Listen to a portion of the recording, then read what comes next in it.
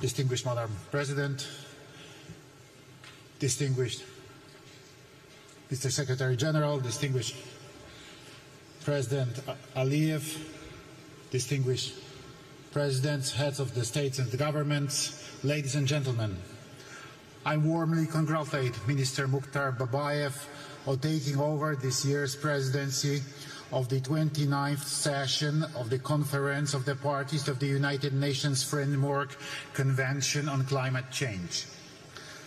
I thank His Excellency President Aliyev and the Republic of Azerbaijan for the organization of the event and for excellent hospitality. This is the last time that I attended the Conference of the Parties as President of the Republic of Poland. I'm pleased to be able to raise once again issues of such immense importance to our future. During my presidency in Poland, I have worked to keep the climate policy agenda high on my country's priority list.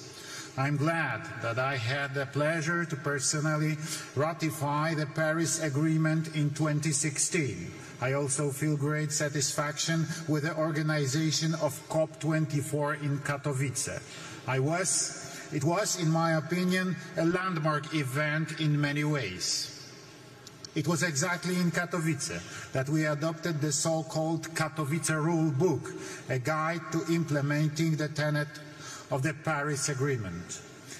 It was also there that the idea of the Declaration on Solidarity and Just Transition was born. Today, it constitutes the benchmark for energy and economic transformation across the world.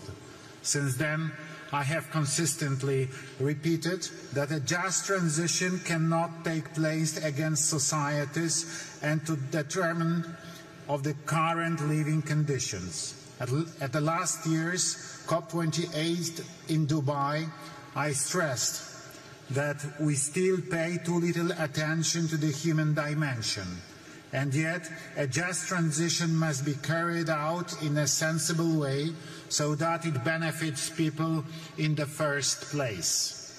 COP24 in Katowice also adopted a ministerial declaration, Forests for Climate, which highlighted the need to use forests in climate policy as natural sinks and reservoirs for greenhouse gases. Poland values this role of the woodland and cares for them because they also provide a home and habitat for many species of plants, animals and fungi living in Poland. Preserving biodiversity is a precondition for the existence of the life on Earth. I touched upon this issue in my speech at the UN preliminary session on biodiversity in 2020. Ladies and gentlemen, at a time of so many climate changes and threats, a key conclusion for us should be to strengthen synergies between the following conventions: the UNFCCC on climate, the UNCBD on biological diversity, and the UNCCD to combat desertification. It is also important to take joint action on mitigation, adaptation, combating soil degradation, and achieving climate neutrality. Let us also remember that our environmental efforts are being undermined by the wars going on in the world. Russian aggression against Ukraine has shown us that armed conflicts also result in serious environmental damage and pollution. Therefore, our actions must be comprehensive, because environmental protection is also conflict prevention. Excellencies, despite challenges, Poland fulfills all its obligations and is consistent in following the path of sustainable development and just transition.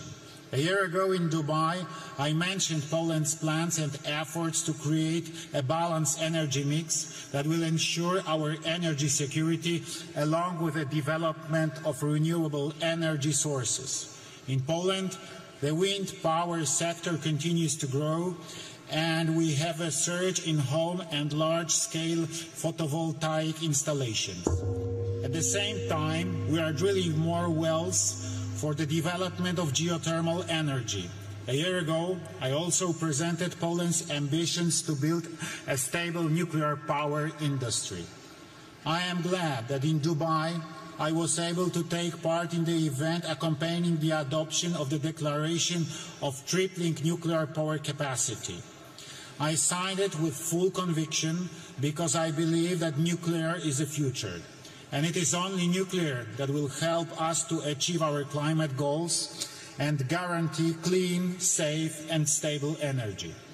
We are an example of a country which for years has been able to ensure both a steady GDP growth and a decrease in the carbon intensity in our economy. This is the best confirmation that our actions are correct and that Poland is following the path of sustainable development set by the UN. Listening to the current and previously held speeches by other heads of state, I know that Polish solutions are appreciated in the world.